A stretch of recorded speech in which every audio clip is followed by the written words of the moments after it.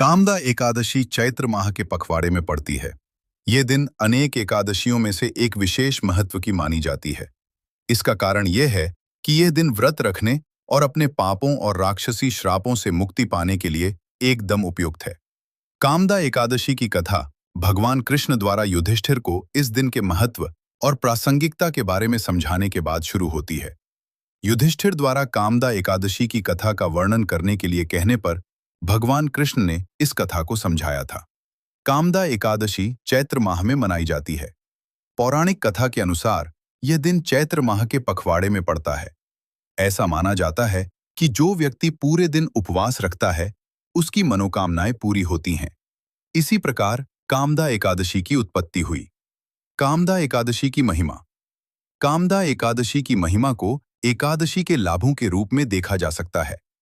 यदि आप इस दिन को प्रचलित कथा के परिप्रेक्ष्य से देखें, तो इसकी महिमा स्पष्ट हो जाती है। भगवान कृष्ण ने श्रेष्ठ राजा युधिष्ठिर को बताया था कि इस दिन उपवास करने का अद्भुत पहलू भक्तों के लिए उत्तम होता है। इसके अलावा भगवान कृष्ण ने युधिष्ठिर को कथा सुनाने के बाद कहा कि एकादशी व्रत के गुण भक्तों के लिए सर्वविदित हैं।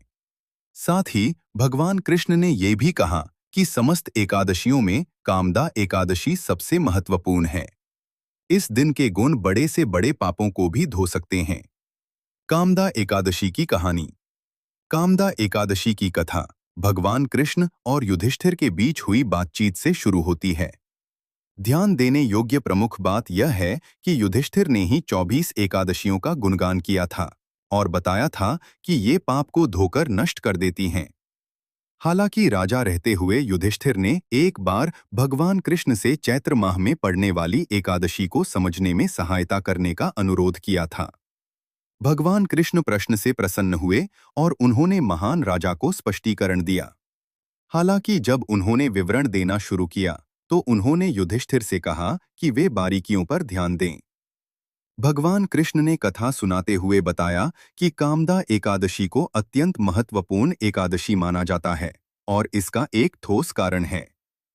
उन्होंने समझाया कि कामदा एकादशी में सभी पापों और राक्षसी शक्तियों को उसी प्रकार नष्ट करने की शक्ति है, जैसे जंगल की आग सूखी लकड़ियों को जला देती है।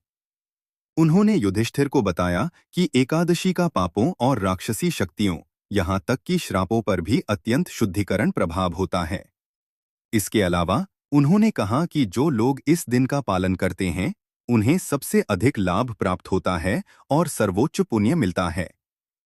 इस पुण्य दिवस की जड़ें प्राचीन काल से जुड़ी हैं और इसकी कहानी राजा पुंडारिका के राज्य में रत्नपुरा नामक स्थान से शुरू होती है। यह राज्य रत्नों और सोने से समृद्ध था।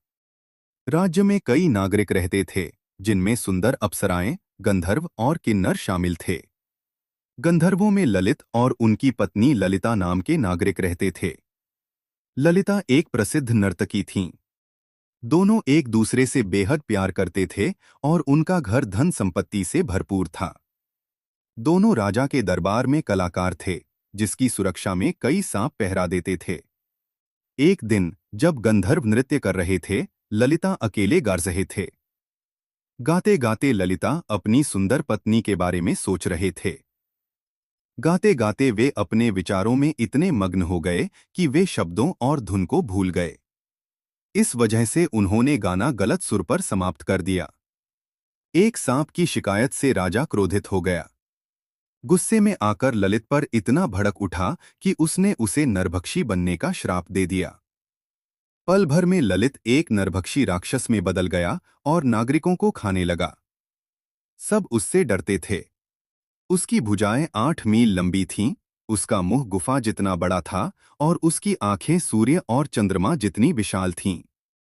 ललिता अपने पति को पीड़ा में देखकर सहन नहीं कर सकीं। इसलिए उन्होंने अपने पति की मदद के लिए समाधान खोजने के लिए दूर दूर तक खोजबीन की। वे समाधान की उम्मीद में जंगलों में भटकती रहीं। उनके पति अब तक श्राप से पूरी तरह प्रभावित हो चुके थे और अपने मानवीय स्वभाव को भूल चुके थे। एक दिन ललिता को विंध्याचल पर्वत की चोटी पर बैठे हुए श्रृंगी नामक एक ऋषि मिले।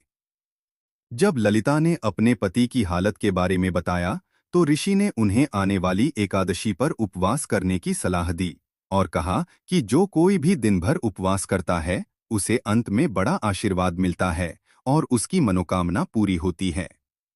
ललिता ने ऋषि की सलाह मानी और उपवास समाप्त होने पर अपने पति को वापस सामान्य अवस्था में लाने की प्रार्थना की। चमत्कारिक रूप से ललिता की प्रार्थना के तुरंत बाद ललिता मनुष्य बन गए। कामदा एकादशी व्रत का महत्व। कामदा एकादशी का महत्व इसके लाभों में निहित है। इस दिन उपवास रखा जाता है। भगवान कृष्ण द्वारा युधिष्ठिर को सुनाई गई कथा के अनुसार यह स्पष्ट है कि इस दिन भक्तों को आशीर्वाद प्राप्त होता है और उनके पिछले पापों से मुक्ति मिलती है। इसके अलावा ये कथा इस बात का प्रमाण है कि नरभक्षी भी मनुष्य का रूप धारण कर सकता है। इसके अलावा जब भगवान कृष्ण कथा सुना रहे थे तब उन्होंने युधिष्ठिर को बताया कि कामदा एकादशी का व्रत रखने से सबसे गंभीर पापों का भी निवारण हो सकता है। भगवान कृष्ण ने एक उदाहरण देते हुए कहा कि कामदा एकादशी का व्रत रखने से भगवान ब्रह्मा की हत्या का पाप भी दूर हो सकता है। उन्होंने यह भी कहा कि इस दिन उपवास करने से न केवल आपके सभी पाप दूर होते हैं, बल्कि यह राक्षसी श्रापों को भी दबा सकता है और दिन के दौरान उपवास करने वालों की चेतना को शुद्ध करने में मदद करता है। भगवान कृष्ण ने कहा है, तीनों लोकों में, चल और अचल जीवों में, इससे बेहतर कोई दिन नहीं है। ऐसी और अद्भुत कथाओं के लिए परमात्मा भजन चैनल को सब्सक्राइब करें।